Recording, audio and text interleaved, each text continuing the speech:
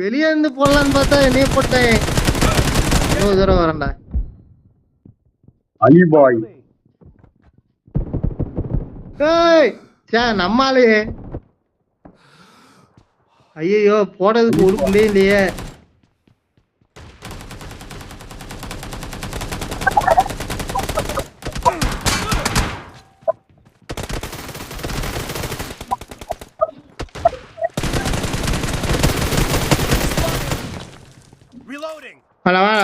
Comeback கொடுக்க முடியல. Comeback, let's give a comeback.